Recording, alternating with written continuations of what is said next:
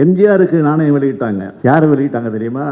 ஒன்றியத்திலிருந்து யாரும் வரல, எடப்பாடி பழனிசாமியே வெளியிட்டாரு. ஏன்னா ஒன்றிய அரசு அவரை மதிக்கல, அவர் ஒரு முதலமைச்சராகவே நினைக்கல, ஏன் மனுஷனாகவே நினைக்கல.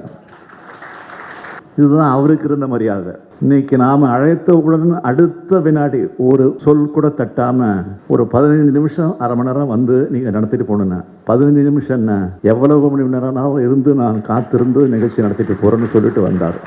அதுதான் திமுகவுக்கு இருக்கக்கூடிய பெருமை, கலைஞருக்கு இருக்கக்கூடிய சிறப்பு.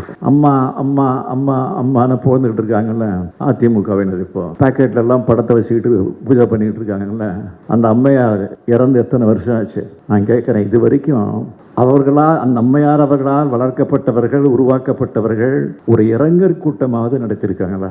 ஒரு இரங்கற் கூட்டத்தை கூட நடத்துவதற்கு யோகியதையற்றவர்கள் கலைஞருடைய விழாவை பார்த்து விமர்சனம் செய்வதற்கு உங்களுக்கு என்ன யோகியதை இருக்கிறது என்றுதான் நான் கேட்கிறேன்.